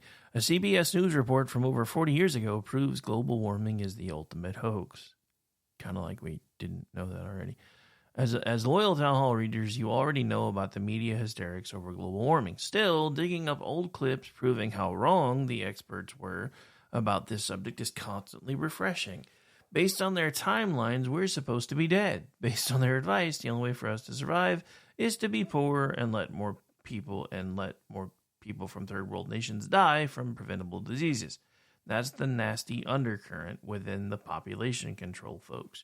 If it's not that, these so-called activists are obsessed with controlling the means of production in the industrialized world to save Mother Earth. It's backdoor communism when you boil it down. I'm sorry, did someone say backdoor communism? Giggity, giggity, giggity goo. Stick around. Sorry. The green folks want us to sacrifice trillions in economic activity to save the planet. That's the byproduct of Occasional Cortex's Green New Deal, which aims to ban the internal combustion engine. Anyways, here's a 1982 CBS News segment on the subject where the godfather of fake news, Dan Rather, anchors the end times projections from those environmental clowns who predicted that 25% of Florida would be underwater. Also, our agriculture centers would have to relocate to Canada. Look out for an appearance by a very young Al Gore. And just for fun, concern about rising temperatures on planet Earth heated up a hearing here in Washington today. For years, scientists have theorized about the dangers of the so-called greenhouse effect, the warming of the Earth's atmosphere due to the burning of coal and oil. And in recent months, as David Culhane reports, research has uncovered facts to support that theory. Many scientists claim that the temperature of the Earth's atmosphere has been rising over the past 100 years, that the great sheets of pack ice in Antarctica are melting at a much more rapid rate than previously. And finally, that the sea level has been rising with increasing swiftness over the past 40 years. If these scientists are correct, about 25% of Florida would be flooded, along with low-lying areas all over the world. Climate changes could produce widespread disruption of agriculture. The American farm belt might be too dry, and the wheat and corn crops would have to move to Canada. Scientists blame the odorless, colorless carbon dioxide gas for these potentially dangerous changes around the planet. It is the greenhouse effect. The gas allows sunlight to filter down and warm the Earth. But like the glass of a greenhouse, the carbon dioxide tends to trap heat so that it cannot rise into space.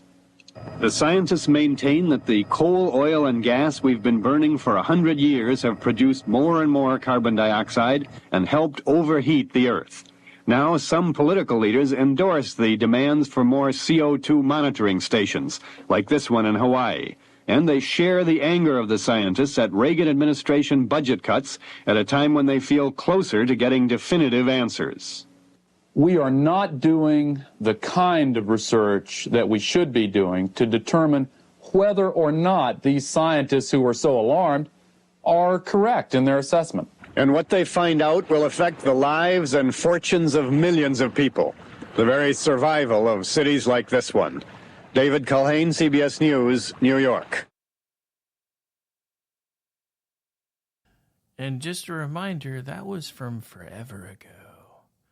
So in 1975, Newsweek published an article about global cooling in which reglaciation was projected to hit the North American continent. Massive granaries holding seedlings were advised to be built since food shortages could be rampant. This event never happened. The same folks warned that the Arctic ice cap would and could melt by 2013. It didn't. So when the same people warn about how we're all going to die in 12 years, just replay for them this 1982 segment. They said the same nonsense over 40 years ago. None of it came true. So if you do the math, if we've supposed to have died about every 12 years since 1982, that would have meant that we should have died in 1994. And again in, what that would be, 2004, 2006, 2020, and we're already almost a third of the way there again. So we should have died like 5 times over already, or heading close to there. Especially if you count that, that net neutrality killed us and all the other things that have killed us over the years. So we should be dead like 8 times, 9 times, 10 times over by now. So it's a money scheme. It's always been a money scheme. If you don't believe me, I need you to just listen to me for just a moment, because I know there's some of you just don't understand how things are, Rick.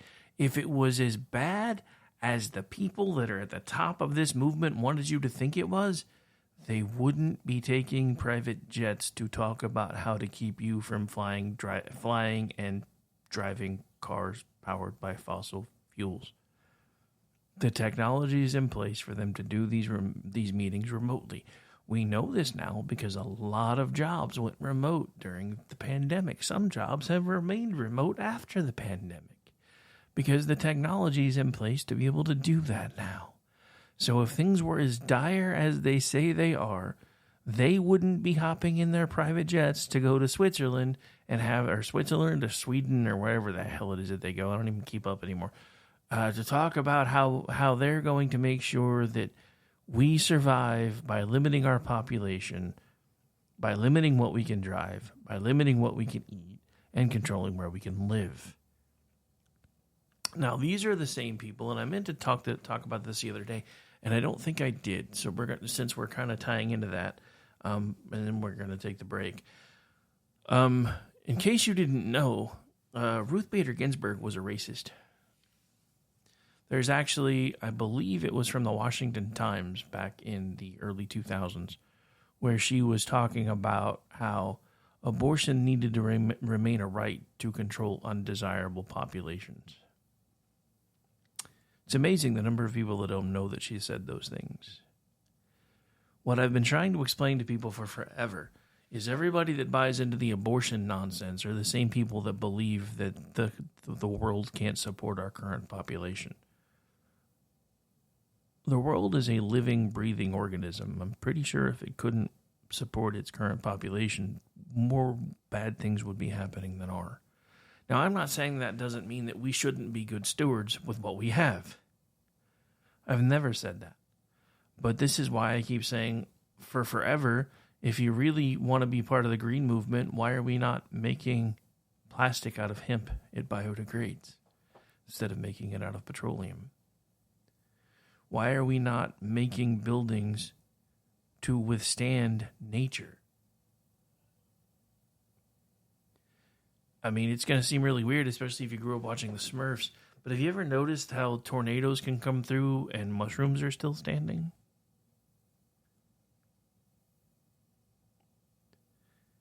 The answers are all around us if we bothered to give a damn about how we could make things better and safer. But we don't. Because it's not about that. It's about control. It's always been about control. Who controls the spigots? Where does the money go? Who gets the kickbacks?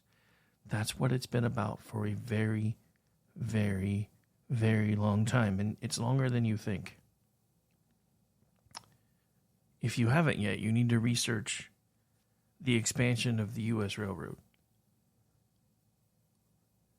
It's one of the earliest examples that I can find of how the cost of everything skyrocketed once the federal government got involved. Because everyone has always viewed the federal government as an unlimited teat that they can suck from. Not a good visual, probably not the best thing to go to break on, but it needed to be said, so that's why we did it. All right, so we are going to take a break. You are listening to The Rick Robinson Show, live right here on KLRNradio.com. Final break of the show as of right now. We'll be back. Stay tuned. Going out to break with a little bit of Lifehouse. Hang out. We're going to let it play for a minute.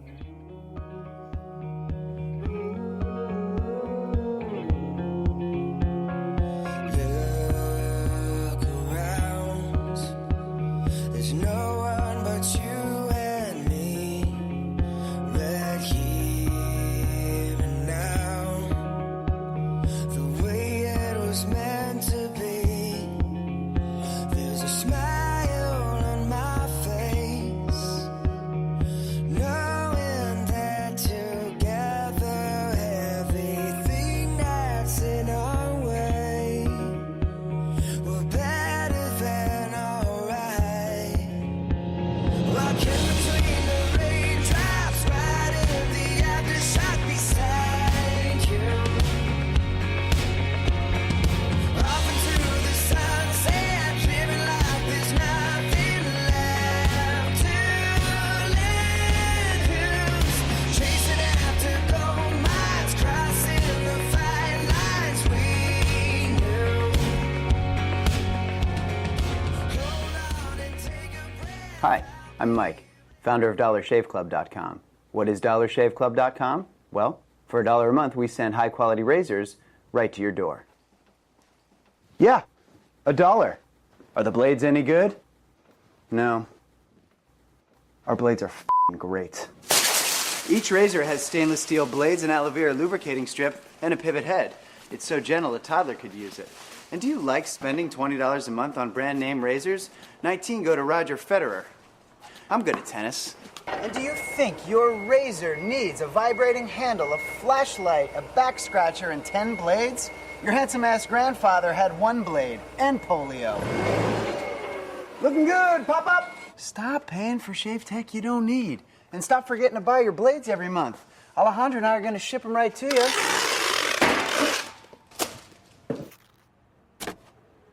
We're not just selling razors, we're also making new jobs. Alejandro, what were you doing last month? Not working. What are you doing now? Working. I'm no Vanderbilt, but this train makes hay. So stop forgetting to buy your blades every month and start deciding where you're going to stack all those dollar bills I'm saving you.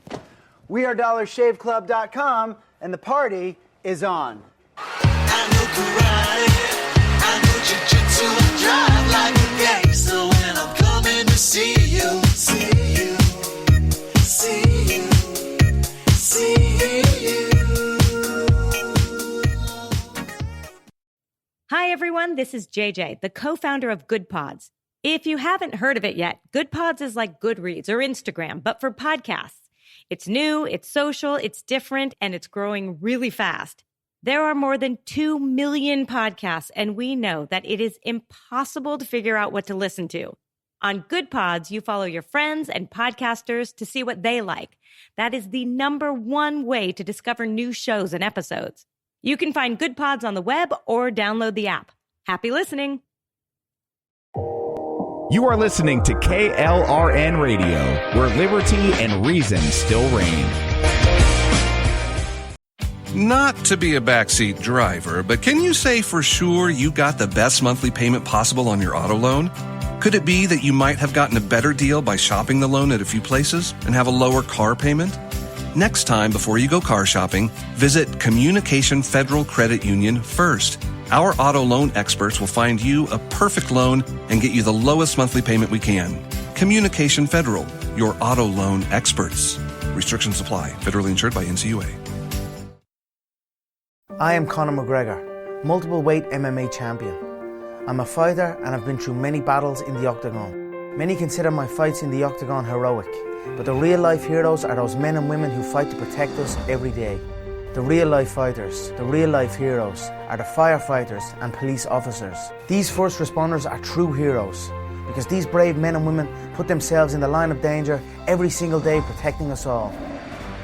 The Tunnel to Towers Foundation ensures that first responders from fire, EMS and police departments who are killed in the line of duty with young children have a home without the burden of a mortgage.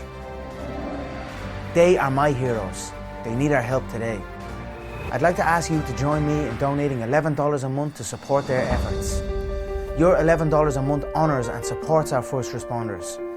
Please call now at 1-844-BRAVEST or visit tunneltotowers.org.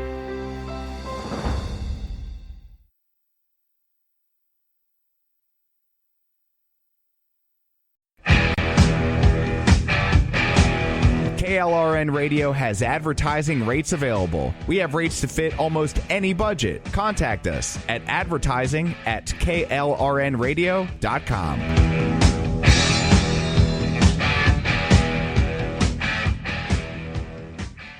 My son was in the Army back during Desert Storm, but even then he wanted an MBA. He looked at a dozen schools, but only one offered the online education and flexibility he needed while he was in a tent in Iraq. Grantham University. Turns out that Grantham's been delivering affordable, relevant college and advanced degrees for over 65 years. Heck, if they can deliver a quality education to a soldier in a tent overseas, think about the flexibility Grantham can offer you so you can earn your degree too. It doesn't matter how complicated or full your life is, if getting a degree is on your bucket list, you'll want to do what my son did. You'll want to call Grantham. Find out how easy it is to get started on your education so you can check that college degree off your bucket list. Call Grantham right now, 800-910-1370. That's 800-910-1370. Flexible, affordable, relevant. Call 800-910-1370. Attention business owners and independent contractors. This is a money-saving message from Tax Mediation Services. If your business owes $20,000 or more in taxes, we can help you today, right now. Listen, dealing with the IRS is no picnic. It's an intimidating and extremely stressful process, and you don't want to go it alone. Our attorneys know every law, every tax break, and every possible opportunity to help you resolve and reduce your tax debt. And if you owe more than $20,000, you may be at the top of their hit list. So don't take your tax debt lightly, because it will not go away on its own. The IRS can seize your bank accounts, your home, and even shut down your business. Call our tax experts today at 1-800-783-0810 and let us deal with the IRS while you focus on your business. That's 1-800-783-0810. Again, that's 800-783-0810. The following program contains coarse language and adult themes. Listener discretion is advised.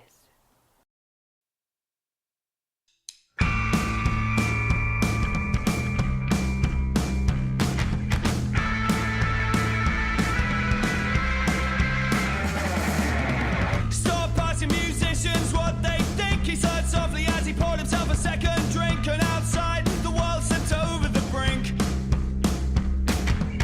We all thought we had nothing to lose, that we could trust and cross fingers and horseshoes, that everything will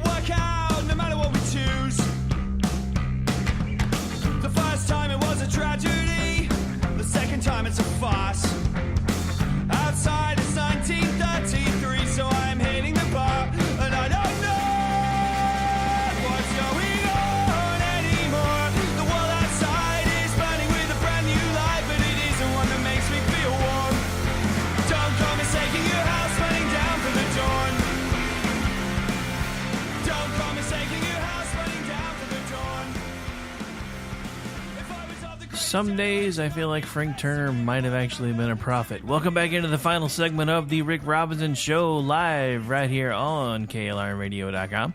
We do this thing every Monday through Friday, except for the first Monday of the month from 3 p.m. to 5 p.m. Eastern, and I'm actually thinking about changing that soon. I just realized I've done almost 2 hours, and I feel like I still owe you guys more time. So I'm honestly thinking about maybe moving back to a lunchtime show, so that way I can do noon to 3 my time, and then maybe doing an after the show occasionally as a subscription thing. I don't know. Still thinking about it. I may change my mind in 5 minutes. You never know. Anyway, just going to start working on trying to be more consistent. I don't really want to keep moving things around, but I just kind of, I don't know, 2 hours is starting to feel like it's not enough. So we're going to have to figure some things out. Anyway, so we're back. We're live. And this happened. This is from our friends at The Blaze. And for those of you that keep sending Lindsey Graham back to D.C., what the hell's the matter with you? This is actually from my birthday, so I don't know how I missed this before now, but here we are anyway. Lindsey Graham lectures Alito for flag. Mike Lee hits back in defense of Supreme Court Justice. Every right to hang whatever flag he chooses. This is written by Paul Saka. Dateline May 25th, 2024. House Speaker Mike Johnson also defended Justice Alito for flying the Appeal to Heaven flag. Republican Senator Lindsey Graham of South Carolina, what are y'all doing over there? Recently lectured Supreme Court Justice Samuel Alito for allowing his home to fly an upside-down American flag and another flag with historical significance dating back to the early stages of the American War of Independence. Two Republican lawmakers have come to the defense of Justice Alito following a hailstorm of attacks by liberal media outlets and Democrats. Last week, Obama hagiographer Jody Cantor wrote an article in the New York Times centering on an American flag that was displayed upside down outside Alito's New Jersey vacation home in mid-January of 2021. Alito said that his wife, Martha Ann Alito, flew the flag in their yard in response to a neighbor's use of objectionable and personally insulting language on yard signs. Alito explained that his neighbor had an F Trump sign that was within 50 feet of where children await their school bus. The neighbor allegedly blamed the January 6th riots on Mrs. Alito and engaged in vulgar language, including the "see you next Tuesday" word. The conservative Supreme Court justice noted that the flag was only flown for a short time. The New York Times then ran another article highlighting that an Appeal to Heaven flag was displayed outside Alito's vacation home in July and September of 2023. Oh, the humanity! The Times attempted to frame the flag as having negative connotations based on some protesters carrying the flag during the January 6th demonstration and riot. The Appeal to Heaven flag, also known as the Pine Tree flag, has historical roots in the Revolutionary War, however. The flag was commissioned by George Washington himself and has been in existence since 1775. The flag was first used by the Massachusetts Navy during the American Revolutionary War. It was among the first flags to symbolize the American colony's pursuit of independence from the British. The flag features a green pine tree and the phrase, "An Appeal to Heaven." An Appeal to Heaven is a quote from British political philosopher John Locke, who is often credited as the founder of modern liberal thought. The quote is from Locke's second treatise, written in 1689. The old question will be asked in this matter of pejorative, but who shall be judge when his power is made a right use of? I answer, between an executive power in being with such a prerogative and a legislative that depends upon his will for their convening, there can be no judge on earth, as there can be none between the legislative and the people. Should either the executive or the legislative, when they have got the power in their hands, design or go about to enslave or destroy them, the people have no other remedy in this, as in all other cases where they have no judge on earth, but appeal to heaven. Locke adds, and therefore, though the people cannot be judged so as to have, by the constitution of that society, any superior power to determine and give effective sentence in this case, yet they have, by a law antecedent and paramount to all positive laws of men, resolved that ultimate determination to themselves which belongs to all mankind, where there lies no appeal on earth, these to judge whether there have such case to make their appeal to heaven, and this judgment they cannot part with, it being out of a man's power so to submit himself to another, as to give him liberty to destroy him, God and nature never allowing a man so to abandon himself, as to neglect his own preservation. And since he cannot take away his own life, neither can he give another power to take it, nor let anyone think this lays a perpetual foundation for disorder. For this operates not till the inconvenience is so great that the majority feel it and are wary of it, and find a necessity to have it amended. But this is the executive power, or wise princes, never need come in the danger of, and 'tis the thing of all others they have most need to avoid, as of all others the most perilous. The U.S. Postal Service also issued the Appeal to Heaven flag as a stamp in 1968. Graham pilloried Alito for flying the flags. Emotions are apparently high in the neighborhood, Graham told reporters on Monday. But no, it's not good judgment to do that. He said his wife was insulted and got mad. I assume that to be true, but he's still a Supreme Court justice, and people have to realize that at moments like that, you have to think things through. Martha Ann Alito has every right to hang whatever flag she wants, and I concur with that statement. Senator Mike Lee, Republican Utah, took Graham to task over his criticism of Justice Alito, responding to a post on the X social media platform with Graham's response to the flag controversy. Lee fired back. Martha Ann Alito has every right to hang whatever flag she wants in whatever manner she wants. She is a free citizen and a freedom-loving American patriot. He continued, her husband doesn't speak for her, and she doesn't speak for her husband.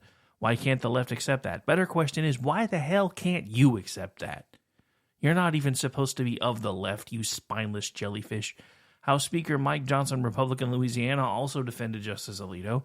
Johnson declared the pine tree flag has nothing to do with the Stop the Steal protest. He told CNN on Wednesday it's George Washington's flag. It goes back to the Founders era.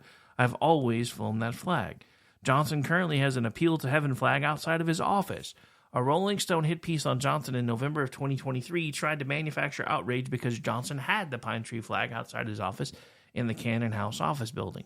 The article, titled "The Key to Mike Johnson's Christian Extremism Hangs Outside His Office," claimed of Johnson he's also a dyed-in-the-wool Christian conservative, and there's a flag hanging outside of his office that leads into a universe of right-wing religious extremism as unknown to most Americans as Johnson was before he ascended to the speakership. The far-left outlet alleged that the pine tree flag was a symbol of Christian warfare. To understand the contemporary meaning of the Appeal to Heaven flag, it's necessary to enter a world of Christian extremism animated by modern-day apostles, prophets, and apocalyptic visions of Christian triumph. That was central to the chaos and violence of January 6th, the article reads. And again, I have to ask one question, Senator Graham. Where did your sack go? Could have swore you got those things back from McCain before he died. Anyway, there was a moment I thought you had. That moment is long past, sir. And I am ashamed to call you an American senator right now.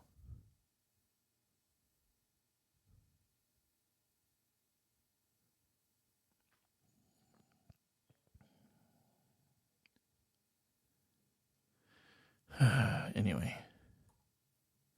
So here's something else that's been making the round in the news that we'll talk about as we quickly start to round out the show, assuming I'm not about to lose my internet, because it kind of seems like I might be about to try to lose my internet. There we go. Never mind. False alarm. So this is from the return section of Blaze Media.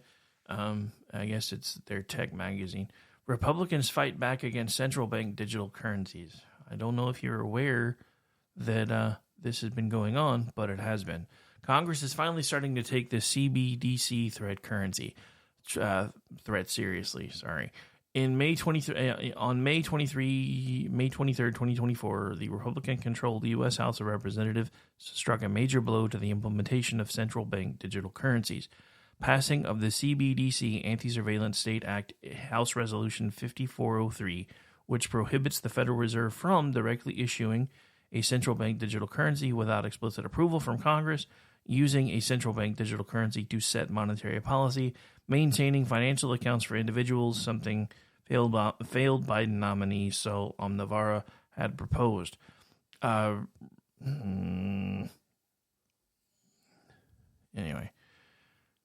I have premium already, and I'm signed in. You're being stupid, so I'm not going to keep reading. But so anyway, so as we get ready to round out the show anyway, because everybody has everything behind paywalls now. Honestly, even though we have the ability to do that now, it's one reason why I've been resisting, because it really annoys me when I'm reading something, and it's like, oh, you have to be a subscriber. And I'm like, oh, but I am a subscriber, and I'm logged in, so why are you not working? Because I do try to support other media outlets, because I'm hoping at some point other media outlets start returning a favor. It hasn't happened yet, but, it is what it is. But anyway, so the thing that's scary about this whole digital currency idea, and this is something that Stacey and I have talked about on the Whatever Show, and I've talked about on this show, you're talking about getting to the point where you would have to have an always-on internet access to be able to conduct any business. We don't have the infrastructure for that yet. And even if we did, it's a terrible idea, because this is already what's been happening in China. Why do you think their social credit score works so well? Because if you say or do things that the government doesn't agree with, your access to currency can be gone. Your right to have a place to live that up until now you've had in good standing can be gone. This is all tied back to the same thing that we've been talking about for forever.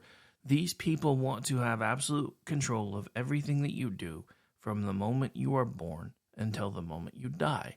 And that is antithetical to everything that this country has stood for over 200 years. And we need to start deciding where our red line is. And I'm not talking about the dial switch argument. That's not what I'm talking about. But when are you going to finally start finding ways to get involved? Because it's going to have to happen. If you want this country to be what it once was and remain the great nation that it could be, you are going to have to get involved, because there are way too many vocal nut bars on the other side.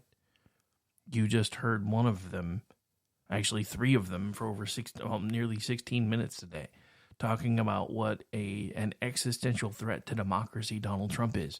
I would like to remind everyone who is terrified that he's going to be a dictator on day one, because he made a joke that he would be a dictator the first day, but then not after. Was it a joke in poor taste? Yes. Do I wish he hadn't said it? Yes. Much like most of the things that he says. I wish he hadn't said them, but here we are.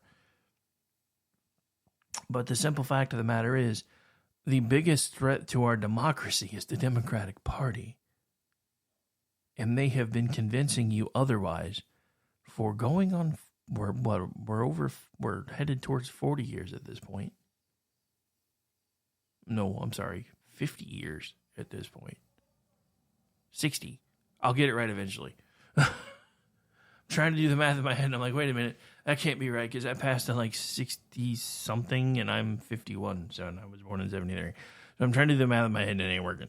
Anyway, but for nearly 60 years at this point, they have been, actually over 60 years at this point, they have been trying to convince everyone that they're the party of freedom, that they're the party of civil rights, that they're the party that believes in everything America stands for. And unfortunately, they've been able to use some of the January 6th debacle to reinforce that, because how can the party of law and order allow these things to happen? I don't really talk to you about the fact that the FBI was in the middle of the crowd ginning a lot of this stuff up. I'm just saying. All right, well, we reached the point in the program where I do unfortunately have to tell you this particular show is over. I'll be back tonight producing for the Cocktail Lounge right here live on KLRNradio.com. That is Brad and Aggie time, 8:30 p.m. Eastern. Then we should have full lineup tomorrow night, starting with Whatever with myself and Stacey at 7 p.m. Eastern. The Toxic Masculinity Show with myself, G, Andrew, Amish, and hopefully Aggie, but she's said she's got family coming, so she may or may not be able to make it tomorrow night. And we do have a Babe of the Month, but we'll get into that tomorrow afternoon. Anyway, I'm going to go touch some grass for a minute. Maybe smoke some, too. Don't judge me. Anyway, this one's over. Have a great day, guys. Well, I say that, but keep forgetting can't do that if I have The only... here we go.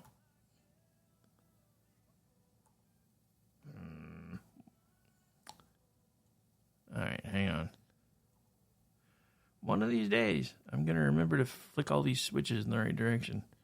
Sorry, learning new board. Don't judge me too harshly. Or do. I don't really care. Over? Did you say over? Nothing is over until we decide it is. Was it over when the Germans bombed Pearl Harbor? Hell no! Closing time. Open all the doors and let you out into the woods. This isn't over until I say it's over! Closing time. Well, that's great. That's just fucking great, man. Now what the fuck are we supposed to do? Game over, man. Game over. Closing time. Time for you to go out to the places you will be from. Closing time. This room won't be open till your brothers or your sisters come. I love you, Oklahoma. What a great crowd. I love you.